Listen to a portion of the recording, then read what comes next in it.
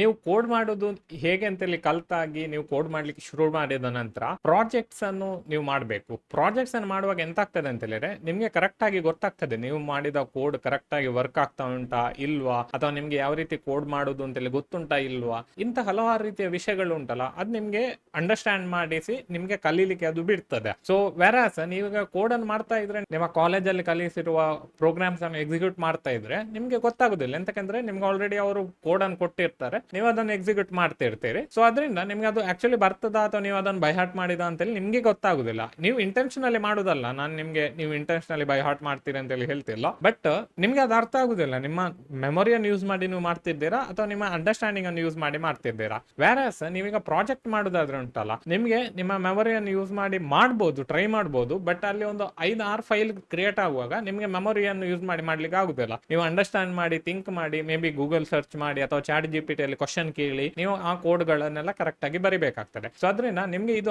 Understand ಆದ್ರೆ ಮಾತ್ರ ನಿಮ್ಗೆ ಇದನ್ನ ಮಾಡ್ಲಿಕ್ಕೆ ಆಗ್ತದೆ.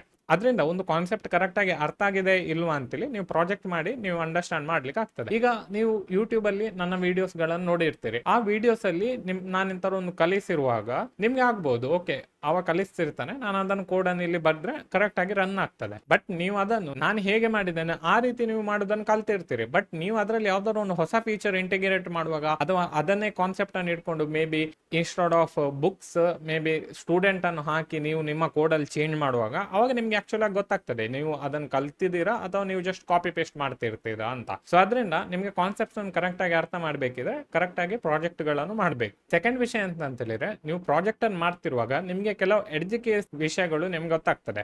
ಎಂತ ಇದು ಎಡ್ಜುಕೇಶನ್ ವಿಷಯಗಳು ಅಂತ ಹೇಳಿದ್ರೆ, ಈಗ ನೀವು ಒಂದು ಪ್ರಾಜೆಕ್ಟ್ ಅನ್ನು ಕರೆಕ್ಟ್ ಆಗಿ ಮಾಡ್ತಿರುವಾಗ ಅಲ್ಲಿ ನಿಮ್ಗೆ ಕರೆಕ್ಟ್ ಆಗಿ ನೀವು ಮಾಡಿದ್ರೆ ಅದನ್ನು ನಿಮ್ಗೆ ಗೊತ್ತಾಗ್ತದೆ ಅಥೆಂಟಿಕೇಶನ್ ಬೇಕು ಅಂತೇಳಿ. ಎಂತಕಂದ್ರೆ ಅಥೆಂಟಿಕೇಶನ್ ಇರದಿದ್ರೆ ಯಾರು ಬೇಕಿದ್ರೆ ಆ ಪ್ರಾಜೆಕ್ಟ್ ಒಳಗೆ ಬಂದು ಅವರ ಡಾಟಾವನ್ನು ಕ್ರಿಯೇಟ್ ಮಾಡಬಹುದು. ಸೊ ನೀವೀಗ ಅಥೆಂಟಿಕೇಶನ್ ಅನ್ನು ಕ್ರಿಯೇಟ್ ಮಾಡ್ತೀರಿ. ಅಥೆಂಟಿಕೇಶನ್ ಕ್ರಿಯೇಟ್ ಮಾಡಿದ ನಂತರ ಮೇ ಬಿ ನಿಮ್ಗೆ ಅಲ್ಲೊಂದು ಆಥರೈಸೇಷನ್ ಸಹ ಬೇಕು. ಎಂತಕಂತ ಹೇಳಿದ್ರೆ, ಈಗ ನೀವು ಒಂದು ಪೇಜ್ ಗಳನ್ನು ಕರೆಕ್ಟ್ ಆಗಿ ಮಾಡಿದ್ದೀರಿ, ಅಲ್ಲಿ ಅಥೆಂಟಿಕೇಶನ್ ಉಂಟು, ಲಾಗಿನ್ ಆಗಿ ಹೋಗ್ಬೇಕು. ಒಂದ್ಸರಿ ಲಾಗಿನ್ ಆಗಿ ಹೋದ ನಂತರ ಲಾಗ್ ಔಟ್ ಕ್ಲಿಕ್ ಕೊಟ್ಟು ಮತ್ತು ವಾಪಸ್ ಆ ಪೇಜಿಗೆ ಹೋಗುವಾಗ ನಿಮ್ಗೆ ಅಲ್ಲಿ ಗೊತ್ತಾಗ್ಬೇಕು ನೀವು ಅಲ್ಲಿ ಆಥರೈಸ್ ಮಾಡ್ಬೇಕಂದ್ರೆ ಆ ಪೇಜ್ ಅನ್ನು ಆಕ್ಸೆಸ್ ಮಾಡ್ಬೇಕಿದ್ರೆ ಅವರು ಲಾಗಿನ್ ಆಗಿ ಇರ್ಬೇಕು, ಪ್ಲಸ್ ಅವರಿಗೆ ಆಕ್ಸೆಸ್ ಇರಬೇಕು ಅಂತ ನಿಮ್ಗೆ ಅದು ಗೊತ್ತಾಗ್ತದೆ. ಸೊ ಈ ವಿಷಯಗಳು ಉಂಟಲ್ಲ, ನೀವು ಆಕ್ಚುಲ್ ಆಗಿ ಪ್ರಾಜೆಕ್ಟ್ ಮಾಡುವಾಗಲೇ ಗೊತ್ತಾಗ್ತದೆ. ಈಗ ನಿಮ್ಗೆ ತುಂಬಾ ಜನರಿಗೆ ನಾನು ಎಂತ ಹೇಳ್ತಿದ್ದೇನೆ ಅಂತೆಲ್ಲ ಅರ್ಥ ಆಗ್ಲಿಕ್ಕೆ ಇರ್ಲಿಕ್ಕಿಲ್ಲ. ಅರ್ಥ ಆದ್ರೆ ಒಳ್ಳೇದು, ನಿಮ್ಗೆ ಆಲ್ರೆಡಿ ನೀವು ಪ್ರಾಜೆಕ್ಟ್ ಗಳನ್ನು ಮಾಡಿದಿರಾ ಅಥವಾ ನಿಮ್ಗೆ ಒಂದು ಐಡಿಯಾ ಉಂಟು ಯಾವ ರೀತಿ ಪ್ರಾಜೆಕ್ಟ್ ಮಾಡೋದು ಅಂತೇಳಿ. ಜಸ್ಟ್ ಇನ್ ಕೇಸ್ ನಿಮ್ಗೆ ಇದ್ರ ಬಗ್ಗೆ ಐಡಿಯಾ ಇರದಿದ್ರೆ ನೀವು ಪ್ರಾಜೆಕ್ಟ್ ಅನ್ನು ಮಾಡ್ಲಿಲ್ಲ ಅಂತೆಲ್ಲ ಅರ್ಥ. ಎಂತಕಂದ್ರೆ ನೀವೀಗ ಪ್ರಾಜೆಕ್ಟ್ ಮಾಡುವಾಗ ನಿಮ್ಗೆ ಈ ಎಲ್ಲ ವಿಷಯಗಳು ಗೊತ್ತಾಗ್ತದೆ. ಇಂಥ ಎಡ್ಜುಕೇಶನ್ ಸಿನಾರಿಯೋಸ್ ತುಂಬಾ ಉಂಟು. ಇದನ್ನ ನಂಗೆ ನಿಮ್ಗೆ ಎಕ್ಸ್ಪ್ಲೇನ್ ಮಾಡ್ಲಿಕ್ಕೆ ಆಗುದಿಲ್ಲ. ಎಂತಕಂತ ಹೇಳಿದ್ರೆ ನಾನು ತುಂಬಾ ಡೀಪ್ ಆಗಿ ಹೋಗಿರ್ತೇನೆ ಅದ್ರಲ್ಲಿ,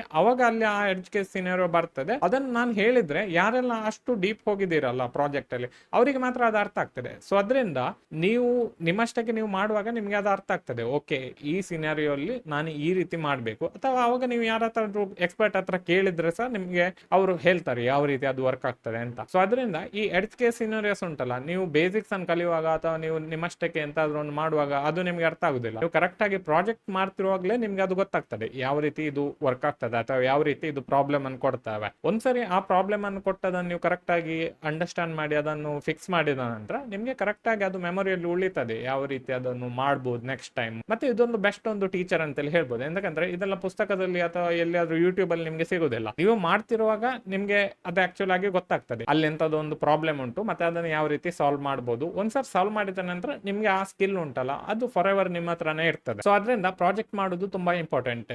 ಎಡ್ಜುಕೇಶನ್ ಸಿನಾರಿಯೋ ಅನ್ನು ಕಲ್ತು ಅದರ ಸ್ಕಿಲ್ ಅನ್ನು ನಿಮ್ಗೆ ಪಡಿಬೇಕಿದ್ರೆ. ನೆಕ್ಸ್ಟ್ ವಿಷಯ ಅಂತ ಹೇಳಿದ್ರೆ, ನೀವೀಗ ಪ್ರಾಜೆಕ್ಟ್ ಮಾಡಿದ ಅಷ್ಟು ನಿಮ್ಗೆ ಕಾನ್ಫಿಡೆನ್ಸ್ ಹೆಚ್ಚಾಗ್ತಾ ಹೋಗ್ತದೆ. ಈಗ ನೀವು ಒಂದು ಪ್ರಾಜೆಕ್ಟ್ ಮಾಡುವಾಗ ನಿಮ್ಗೆ ತುಂಬಾ ಹೆದರಿಕೆ ಆಗ್ಬೋದು ಯಾವ ರೀತಿ ಮಾಡೋದು ಅಂತೇಳಿ. ಒಂದ್ಸರಿ ಆ ಪ್ರಾಜೆಕ್ಟ್ ಕಂಪ್ಲೀಟ್ ಮಾಡಿದ ನಂತರ ಓ ಇಷ್ಟೇನಾ ಇದು ಪ್ರಾಜೆಕ್ಟ್ ಅಂತ ಹೇಳಿದ್ರೆ ಅಂತೇಳಿ ಆಗ್ತದೆ. ಒಂದ್ಸರಿ ಅದಾದ ನಂತರ ನೀವು ಕರೆಕ್ಟ್ ಆಗಿ ಒಂದು 2-3 ಪ್ರಾಜೆಕ್ಟ್ ಮಾಡಿದ ನಂತರ ಓ ಇದು ತುಂಬಾ ಸುಲಭದ ವಿಷಯ, ಇದನ್ನು ಯಾರು ಬೇಕಿದ್ರೆ ಮಾಡ್ಬೋದು ಅಂತೇಳಿ ಆಗ್ತದೆ. ಬಟ್ ಯಾರು ಬೇಕಿದ್ರೆ ಮಾಡ್ಲಿಕ್ಕೆ ಆಗುದಿಲ್ಲ. ಎಂತಕಂದ್ರೆ ನೀವು ಫಸ್ಟಿಗೆ ಪ್ರಾಜೆಕ್ಟ್ ಮಾಡುವಾಗ ನಿಮ್ಗೆ ಗೊತ್ತಿರ್ತದೆ ಎಷ್ಟು ಕಷ್ಟ ಇತ್ತು ಅದು ಅಂತ. ಸೊ ಅದರಿಂದ ನಿಮ್ಗೆ ಅದು ಫೀಲ್ ಆಗ್ತದೆ ಓಕೆ ಇದು ತುಂಬಾ ಸುಲಭದ ವಿಷಯ ಅಂತೇಳಿ. ಬಟ್ ಬೇರೆಯವರಿಗೆ ಅದು ಮಾಡ್ಲಿಕ್ಕೆ ತುಂಬಾ ಕಷ್ಟಕರ. ಸೊ ಅದರಿಂದ ನಿಮ್ಮ ಹತ್ರ ಒಂದು ಸ್ಕಿಲ್ ಉಂಟು, ಆ ಸ್ಕಿಲ್ ಅನ್ನು ಯೂಸ್ ಮಾಡಿ ನೀವು ಜಾಬ್ಸಿಗೆ ಹೋಗ್ಬೋದು ಅಥವಾ ಫ್ರೀಲಾನ್ಸಿಂಗ್ ಮಾಡ್ಬೋದು ಅಥವಾ ನಿಮ್ದೇ ಯಾವ್ದಾದ್ರು ಒಂದು ಕಂಪನಿಯನ್ನು ಸಹ ಬಿಲ್ಡ್ ಮಾಡ್ಬೋದು. ಸೊ ಅದರಿಂದ ನಿಮ್ಗೆ ಕರೆಕ್ಟ್ ಆಗಿ ಪ್ರಾಜೆಕ್ಟ್ ಅನ್ನು ನೀವು ಮಾಡ್ಲಿಕ್ಕೆ ಕಲ್ತ ನಂತರ ನಿಮ್ಮ ಕಾನ್ಫಿಡೆನ್ಸ್ ಇನ್ಕ್ರೀಸ್ ಆಗ್ತದೆ. ಮತ್ತೆ ಅಷ್ಟೇ ಅಲ್ಲ, ಕಾನ್ಫಿಡೆನ್ಸ್ ಮಾತ್ರ ಇನ್ಕ್ರೀಸ್ ಆಗುದಲ್ಲ, ನಿಮ್ಗೆ ಆಲ್ರೆಡಿ ಪೋರ್ಟ್ಫೋಲಿಯೋ ಸಿಗ್ತದೆ. ಅಲ್ಲಿ ನೀವೀಗ ಒಂದು 5-10 ಪ್ರಾಜೆಕ್ಟ್ ಅನ್ನು ಕರೆಕ್ಟ್ ಆಗಿ ಮಾಡಿದ್ದೀರಿ ಅಂತ ನಿಮ್ಮ ರೆಸ್ಯೂಮ್ ಅಲ್ಲಿ ಇದ್ರೆ, ನೀವು ಯಾವುದೇ ರೀತಿಯ ಟೆಕ್ ಕಂಪನಿಗೆ ಅಪ್ಲೈ ಮಾಡಿದ್ರೆ ಅವರು ಕ್ವಶನ್ ಕೇಳ್ತಾರೆ ಅದ್ರ ಬಗ್ಗೆ, ಇಮಿಡಿಯೇಟ್ಲಿ ನೀವು ಆನ್ಸರ್ ಮಾಡಿದ್ರೆ ಅವ್ರು ಗ್ಯಾರಂಟಿ ನಿಮ್ಮನ್ನು ಹೈರ್ ಮಾಡ್ತಾರೆ. ಎಂತಕಂದ್ರೆ ತುಂಬಾ ಜನರು ಅವರ ಕಾಲೇಜಿಗೆ ಮಾತ್ರ 1-2 ಪ್ರಾಜೆಕ್ಟ್ ಮಾಡಿರ್ತಾರೆ. ನಿಮ್ಮ ಸ್ಕಿಲ್ ಸೆಟ್ ಅಲ್ಲಿ ಒಂದು 5-10 ಪ್ರಾಜೆಕ್ಟ್ ಆಲ್ರೆಡಿ ಇದ್ರೆ ಇದು ತುಂಬಾ ಕಷ್ಟಕರ. ಅಂದ್ರೆ ನೀವೀಗ ಬಿಗಿನರ್ ಆಗಿದ್ರೆ ನಿಮ್ಗೆ ಇದು ಮಾಡೋದುಂಟಲ್ಲ ಅಷ್ಟು ಸುಲಭ ಅಲ್ಲ 5-10 ಪ್ರಾಜೆಕ್ಟ್. ಬಟ್ ನೀವು ಮಾಡಿದ್ರೆ ನಿಮ್ಗೆ ಒಳ್ಳೆ ಜಾಬ್ ಸಿಗ್ತದೆ. ಮತ್ತೆ ನಿಮ್ಮ ಡಿಗ್ರಿ ಉಂಟಲ್ಲ ಅಷ್ಟು ಇಂಪಾರ್ಟೆಂಟ್ ಆಗುದಿಲ್ಲ, ಎಂತಕಂದ್ರೆ ನಿಮ್ಗೆ ಆಲ್ರೆಡಿ ಪ್ರಾಜೆಕ್ಟ್ ಮಾಡೋದು ಹೇಗೆ ಅಂತೇಳಿ ಗೊತ್ತುಂಟು. ಟೆಕ್ ಕಂಪನೀಸ್ ಗಳಿಗೆ ಅದು ಇಂಪಾರ್ಟೆಂಟ್. ಅವ್ರೊಂದ್ಸರಿ ಹೈರ್ ಮಾಡಿದ ನಂತರ ಯಾವ ರೀತಿ ಪ್ರಾಜೆಕ್ಟ್ ಮಾಡ್ಲಿಕ್ಕೆ ಗೊತ್ತುಂಟಾ ಇಲ್ವಾ ಅಂತೇಳಿ ಅವರಿಗೆ ಅದು ಬೇಕಾದದ್ದು. ಸೊ ಅದರಿಂದ ಇಂಟರ್ವ್ಯೂ ಅನ್ನು ನೀವು ಈಗ ಆಪ್ಟಿಟ್ಯೂಡ್ ಎಲ್ಲ ಪಾಸ್ ಆಗಿ ನೀವು ಅವರಿಗೆ ಮಾತಾಡ್ತಿರುವಾಗ ನಿಮ್ಮ ಪ್ರಾಜೆಕ್ಟ್ ಅನ್ನೆಲ್ಲ ನೀವು ಎಕ್ಸ್ಪ್ಲೇನ್ ಮಾಡುವಾಗ ಅವರಿಗೆ ತುಂಬಾ ಖುಷಿ ಆಗ್ತದೆ. ಮತ್ತೆ ಅವರಿಗೆ ಒಂದು ಹೈರ್ ಮಾಡ್ಲಿಕ್ಕೆ ಸಹ ಕಾನ್ಫಿಡೆನ್ಸ್ ಆಗ್ತದೆ. ಈಗ ನೀವು ಮಾಡಿದ ಪ್ರಾಜೆಕ್ಟ್ಸ್ ಗಳೆಲ್ಲ ಪೋರ್ಟ್ಫೋಲಿಯೋ ಆಗಿ ಇಲ್ಲಿ ಯೂಸ್ ಆಗ್ತದೆ. ಸೊ ಅದರಿಂದ ನೀವು ಹೆಚ್ಚು ಪ್ರಾಜೆಕ್ಟ್ ಮಾಡಿದಷ್ಟು ನಿಮಗೆ ಜಾಬ್ಸ್ ಗಳನ್ನು ಪಡಿಲಿಕ್ಕೆ ಸಹ ಸುಲಭ. ಈಗ ನೀವು ನಾನ್ IT ಇಂದ ಬಂದು ಪ್ರಾಜೆಕ್ಟ್ ಗಳನ್ನು ಮಾಡಿ ನೀವು IT ಕಂಪನಿಗೆ ಅಪ್ಲೈ ಮಾಡಿದ್ರೆ ಅವರು ಗ್ಯಾರಂಟಿ ಹೈರ್ ಮಾಡ್ತಾರೆ ನಿಮ್ಮನ್ನ. ಅವ್ರು ಹೇಳುದಲ್ಲ ನೀವೆಂತಕ್ಕೆ BA ಮಾಡಿರ್ತೀರಿ ಅಥವಾ BCom ಮಾಡಿರ್ತೀರಿ, ಮೇ ಬಿ ಕೇಳುವರು, ಬಟ್ ಅದೆಂತ ಅಷ್ಟು ಇಂಟರ್ವ್ಯೂ ಅಲ್ಲಿ ಇಂಪಾರ್ಟೆನ್ಸ್ ಇರ್ಲಿಕ್ಕಿಲ್ಲ. ಸೊ ಅದರಿಂದ ನೀವು ಹೇಳಿದ್ರೆ ಆಯ್ತು ನಾನು ಡಿಗ್ರಿ ಮಾಡಬೇಕಿತ್ತು, ಸೊ ಅದರಿಂದ ಡಿಗ್ರಿ ಮಾಡಿದ್ರೆ, ಬಟ್ ನನ್ನ ಸ್ಕಿಲ್ ಸೆಟ್ ಈ ಪ್ರೋಗ್ರಾಮಿಂಗ್ ಅನ್ನು ಮಾಡೋದು ಮತ್ತೆ ಯಾವ ರೀತಿ ಪ್ರಾಜೆಕ್ಟ್ ಅನ್ನು ಬಿಲ್ಡ್ ಮಾಡೋದು, ಇಲ್ಲಿ ನಾನೊಂದು 5 ಪ್ರಾಜೆಕ್ಟ್ ಅನ್ನು ಬಿಲ್ಡ್ ಮಾಡಿದ್ದೇನೆ, ನಂಗೆ ಗೊತ್ತುಂಟು ಯಾವ ರೀತಿ ಅದು ವರ್ಕ್ ಆಗ್ತದೆ ಅಂತೇಳಿ ಅವರಿಗೆ ಹೇಳಿದ್ರೆ ಅದೊಂದು ಅಶ್ಯೂರೆನ್ಸ್ ಉಂಟಲ್ಲ, ತುಂಬಾ ಒಳ್ಳೆ ರೀತಿಯ ಅಶ್ಯೂರೆನ್ಸ್ ಅದು ಅವರಿಗೆ. ಸೊ ಅದರಿಂದ ಎಷ್ಟಾಗ್ತದೆ ಅಷ್ಟು ಪ್ರಾಜೆಕ್ಟ್ಸ್ ಗಳನ್ನು ಬಿಲ್ಡ್ ಮಾಡಿ.